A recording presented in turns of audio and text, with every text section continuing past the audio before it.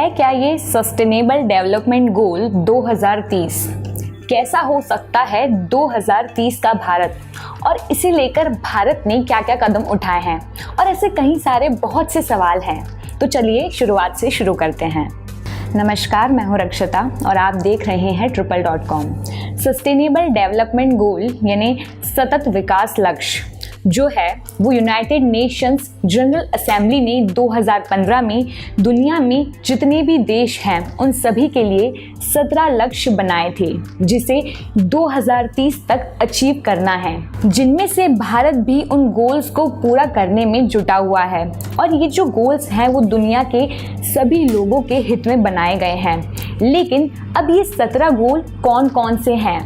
सबसे पहले आता है नो पॉवर्टी, मतलब 2030 तक दुनिया से गरीबी को दूर करना है। दूसरा है जीरो हंगर, यानी 2030 तक जहान की सबसे बड़ी समस्या भूखमरी को खत्म करना है। फिर तीसरा आता है गुड हेल्थ एंड वेलबींग, यानी सभी लोग स्वस्थ रहें और स्वस्थ जीवन जिए। फिर चौथा है क्वालिटी एजुकेशन, सभी को अच्छी शिक्षा मिले। ये तो हो गई कुछ बेसिक चीज़ें जिसके बिना रहना आसान नहीं है। मतलब ये चीज़ें कहीं ना कहीं एक दूसरे पे डिपेंड करती हैं। जैसे अगर कोई शिक्षित नहीं होगा तो उसे रोज़गार नहीं मिलेगा, और जिसे रोज़गार नहीं मिलेगा उसे गरीबी का सामना करना पड़ेगा, और गरीबी भूखमरी का कारण बनेगी। तो चलिए अब बात करते हैं उन गोल्स की जो एक अच्छा जीवन और लाइफस्टाइल देगी।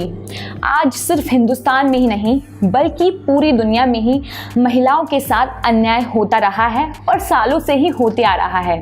तो इस इनइक्वालिटी को दूर करने के लिए SDG का 5वां गोल है जेंडर इक्वालिटी।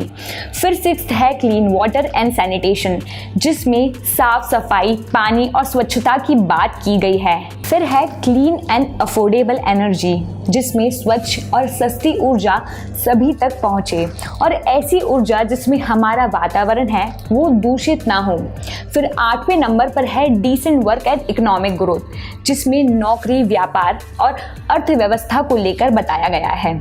9th नंबर पर है इंडस्ट्री इनोवेशन एंड इंफ्रास्ट्रक्चर, जिसमें मार्केट्स, इंडस्ट्री, प्रोडक्शन और फाइनेंस को लेकर प्लान्स तैयार किए गए हैं। फिर 10वें नंबर पर है रिड्यूस इनइक्वालिटीज, जिनमें income inequalities, law discrimination, social politics को लेकर गोल के तहत कई सारे टारगेट सेट किए गए हैं। फिर 11th नंबर पर है sustainable cities and communities. 12th is responsible consumption and production. इन दोनों गोल में जिनमें housing, transport, urbanisation, GDP, waste management बताए गए हैं। अब यहाँ बात की जाए तो एक चीज साफ समझ आ रही है कि 8th गोल से लेकर 12th गोल तक इंडस्ट्री, बिजनेस, इकोनॉमी को लेकर बात की गई है। अब जो गोल्स आएंगे उनमें एनवायरनमेंट और क्रीचर्स पर फोकस किया गया है।